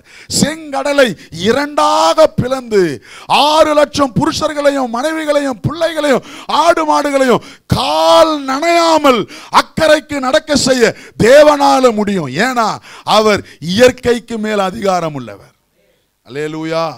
இன்றைக்கு நான் உங்களை பார்த்து கொண்டு சொல்றேன், இயற்கையை ஆளுகிற தேவனை நீங்கள் ஆராதிப்பதனாலே இயற்கையை உங்களுக்கு கட்டுப்படுத்த அவரால் முடியும். கர்த்தர் இயற்கையை நம் கட்டுப்பாட்டுக்குள்ள கொண்டு வருகிற தேவன். அல்லேலூயா. நம்ம ஜெபித்தா எப்பவும் நமக்குன்னு சாதகமா இல்லை, நமக்கு தேவை, நமக்கு ஒரு நன்மை நடக்கணும்னா நமக்காக இயற்கையை மாற்றுகிறவர் அவர். உங்களை நிறைய பேர் நீங்க அனுபவிச்சிருக்க முடியும். உண்மையா ஜெபித்திருந்தா நீங்க அனுபவிச்சிருக்க முடியும். அவர் இயற்கை மேல ஆளுகிறவர் மட்டுமல்ல, நமக்கும் அந்த ஆளுகையை தருகிறார். He is the God over nature. God over nature. Shadrach Meshach ஆபேத் நேகோவை அக்கினி சூளையில போட்டாங்க. போட்ட வேகத்துல போட்டவன் செத்து போயிட்டான். ஆனா இவங்களுக்கு முடி கூட என்ன ஆகலையா? ஏன் தெரியுமா? அக்கினியை தன் கட்டுப்பாட்டுக்குள்ள வைத்திருக்கிற தேவன். அக்கினியின் மனம் கூட அவர்களிடத்துல இல்லை. அல்லேலூயா. அந்த இயற்கையை ஆளுகிற தேவன் உங்கள் தேவன். எத்தனை பேர் நீங்க அந்த ஆண்டவருக்கு நன்றி சொல்லுங்க? இயற்கையை ஆளுகிற தேவனுக்கு ஸ்தோத்திரம் சொல்லுங்க பாப்போம். அல்லேலூயா. ஆறாவது அற்புதம் யோவான் 9ஆம் அதிகாரம் 1 41 வரை பிறவி குருடனை இயேசு குணமாக்கியது. இதுவும் பார்த்தீங்கன்னா யோவான் மட்டும் தான் எழுதுறாரு. இங்க குறிப்பா சொல்லப்பட்டது ஃப்ரம் பர்த், பிறப்பிலிருந்தே அவன் யாரா? குருடனா. அவனுக்கு சேருண்டாக்கி சேற்றுகளை எடுத்து அவன் கண்ணில் வச்சு போய் கழுவுன்னு சொல்றாரு. அவன் கழுவுறான், சுகமாகறான். இயேசு ஏன் இங்க யோவான் இதை எழுதுறதுக்கு காரணம் தெரியுமா? இயேசு கிரியேட்டர் காட், இயேசு சிருஷ்டி கர்த்தர். உனக்கு இல்லாதவைகளும் அவரால் உருவாக்க முடியும். அவனுக்கு கண்ணே இல்லையா, கண் விழி கூட இல்லையா, அதனால தான் அதை உருவாக்கி ஆதியில் ஆதாம மண்ணினால உருவாக்கினார் இல்லையா? அவர் உருவாக்கி மனிதனை ஏற்படுத்தினவர். அந்த பிறவி குருடனுக்கு அந்த வயசுலையும், அவன் சின்ன வயசுல இருந்து பிறக்கும் பொழுது இருந்தே குருடனா இருந்தாலும் இயேசு அவனுக்கு புது உறுப்பை உருவாக்கி அவனை ஆசீர்வதித்தார். அல்லேலூயா. இன்றைக்கு நான் உங்களை பார்த்து சொல்றேன், மருத்துவர்கள் சொல்லலாம், உன் நுரையீரல் கெட்டு போயிருச்சு, உன் ரத்தம்லாம் வீணா போயிருச்சு, உனக்கு அது இல்லை இது இல்லை இது சரியில்லை செயலிழந்துருச்சுன்னு சொல்லலாம். கவலைப்படாதீங்க. கர்த்தர் புது உறுப்புகளை உண்டாக்கி அவரால் தர முடியும். அவர் சிருஷ்டி கர்த்தர். இன்றைக்கும் அவர் சிருஷ்டிகர். நம்முடைய வாழ்க்கையில காரியங்களை செய்ய வல்லவராக இருக்கிறார். எத்தனை பேர் விசுவாசம் சொல்றீங்க? நேரம் ஆயிடுச்சு, நான் முடிச்சிடறேன். ஏழாவது அற்புதம் யோவான் 11ஆம் அதிகாரம் 1 44. இதையும் யோவான் மாத்திரம்தான் எழுதுறாரு. என்ன அற்புதம்? லாசரு உயிரோடு எழும்பின ஒரு அற்புதம். 7வது அற்புதம் யோவான் சொல்லுகிற 7வது அற்புதம். இதுவும் யோவான் மட்டும் தான் எழுதுறாரு. இயேசுக்கு அன்பா இருந்த நண்பன் லாசரு மரித்து போகிறான். அவன் வியாதியா இருக்கும் போதே அவருக்கு செய்தி வருது. அவர் வேணுமெனே 3 நாள் லேட் பண்றாரு. அவன் செத்துட்டான். யூதர்களுடைய வழக்கம், செத்த அன்னைக்கே புதைச்சிருவாங்க, அடக்கம் பண்ணிடுவாங்க. அவனை அடக்கம் பண்ண பிறகு 3 நாள் கழிச்சு 4வது நாள் இயேசு வந்து மரித்தவனை உயிரோடு எழுப்புகிறார். யோவான் ஏன் திரும்ப எழுதுறார்? இயேசு மரணத்திற்கும் உயிர்த்தெழுதலுக்கும் அதிபதியாகிய தேவன் என்பதை உலகத்திற்கு சொல்லும்படியாக யோவான் இதை எழுதுகிறார். யோவான் எதை எழுதினாலும் ஒரு நோக்கத்தோட எழுதுறாரு. அல்லேலூயா. அவர் நோக்கம் காட்னு இயேசுவை காட்டணும். ஆமேன். இன்றைக்கு நான் உங்களை பார்த்து சொல்றோம், உங்க வாழ்க்கையில மரித்த நிலையில் எது இருந்தாலும், மரித்த அனுபவங்களோடு எது இருந்தாலும் அதை உயிராக்கி தர தேவனால் முடியும். அவரே உயிர்த்தெழுதலின் தேவன். அல்லேலூயா. மரணத்திலிருந்து தப்புவிக்கவும் அவரால் முடியும், மரித்த பின்பு உயிர்த்தெழ செய்யவும் அவரால் முடியும். எத்தனை பேர் சுவாசிக்கிறீங்க? நானே உயிர்த்தெழுதலும் ஜீவனுமாய் இருக்கிறேன் என்று சொன்னார். அவர் உயிர்த்தெழுவதற்கு முன்னாலேயே மரித்தவர்களை உயிராக்கினார். அவர்கள் மீண்டும் மரித்தார்கள். ஆனால் இயேசு உயிர்த்தெழுந்து இன்றைக்கும் ஜீவனோடு இருக்கிறார். அல்லேலூயா. அவர் உயிர்த்தெழுதலின் தேவன், மரணத்தின் அதிபதி, சாவுக்கு சாவு மணி அடித்தவர் இயேசு கிறிஸ்து. எத்தனை பேர் ஆமென் சொல்றீங்க? மரணத்தை ஜெயித்தவர், பாதாளத்தை ஜெயித்தவர், உயிர்த்தெழுதலுக்கு ஆண்டவர் என்பதை யோவான் வெளிப்படுத்துகிறார். அல்லேலூயா. உங்க வாழ்க்கையில, உங்க குடும்பத்தில் மரித்த அனுபவத்தில் இருக்கிற எதையும் அவரால் மாற்ற முடியும். அவரால் உயிர்த்தெழுதலை தர முடியும். புது ஜீவனை கர்த்தரால் தர முடியும். அவர் தேவன். அல்லேலூயா.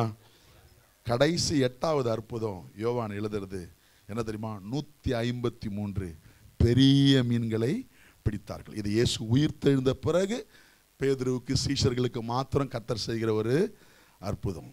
பக்கத்தவா சொல்லுங்க, இது யாருக்கு மாத்திரம் செஞ்சது? இது தேவனுடைய பிள்ளைகளுக்கு மாத்திரம் செஞ்ச ஒரு அற்புதம். பசியா இருந்தாங்க, விரக்தியில் இருந்தாங்க.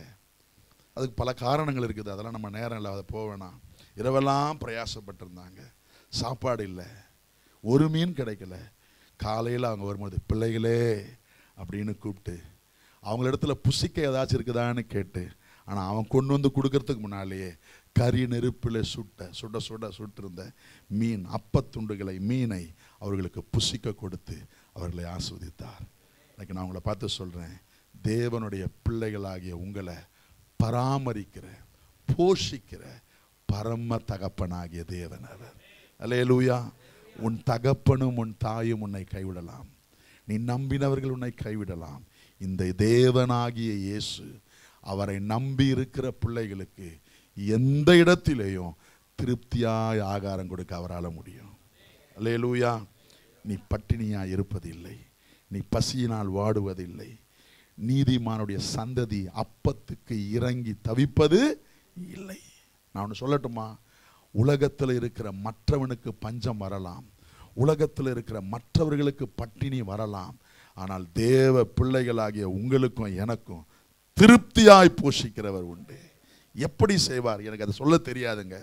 எப்படி கொடுப்பார் எனக்கு அது உண்மையாக சொல்ல தெரியாது. ஆனால் ஒன்று மட்டும் தெரியும், உனக்கு அவர் தருவார், உனக்கு அவர் தருவார். உன் பிள்ளைகள் அப்பத்துக்கு ஏங்கி திரிவது இல்லை. உன் தலைமுறையை கர்த்தர் நிறைவாய் போஷிப்பார். ஏன்னா அவர் ஜீவனுள்ள தேவன். இருக்கிற இடத்துல அப்படியே கண்களை மூடலாமா? அல்லேலூயா. யோவான் எழுதின 8 அற்புதமும் இதுதான். யோவானுடைய 8 அற்புதமும் இதுதான். Only John mentioned these miracles. அல்லேலூயா. கண்களை மூடுங்க. ஆமென். இன்றைக்கும் அவர் தேவனாய் இருக்கிறார். He is the God over nature. He is the God over distance. அவர் தூரத்தின் தேவன், அவர் தரத்தின் தேவன், அவர் எண்ணிக்கையின் தேவன். அவர் உங்கள் தேவனாக இருக்கிறார். ஹல்லேலூயா. அந்த தேவனுக்கு அப்படியே கரம் உயர்த்தி நன்றி சொல்லுங்க. இயேசுப்பா உமக்கு ஸ்தோத்திரம், எங்க வாழ்க்கையில நல்லவராக இருந்தீரே, உமக்கு ஸ்தோத்திரம். ஹல்லேலூயா, ஹல்லேலூயா, ஹல்லேலூயா, ஹல்லேலூயா. இயேசுவே நீர் பெரியவர், இயேசுவே நீர் பரிசுத்தர், இயேசுவே நீர் நல்லவர், இயேசுவே நீ வல்லவர், இயேசுவே நீ பெரியவர், இயேசுவே நீ பரிசுத்தர், இயேசுவே நீ நல்லவர். Thank you Jesus. 5 கண்ட மக்களுக்காக, 5 ஐந்து காயமேற்ற நேசரே, இவ்வுலக மக்களுக்காக ஐந்து காயமேற்ற நேசரே, உந்தன் வாக்கை நம்பி வந்து நிற்கிறோ, வல்ல ஆவி மாறி ஊற்றுமே, உந்தன் வாக்கை நம்பி வந்து நிற்கிறோ, வல்ல ஆவி மாறி ஊற்றுமே. தேவனே நீ பெரியவர், தேவனே நீ பரிசுத்த, தேவனே நீ நல்லவர்,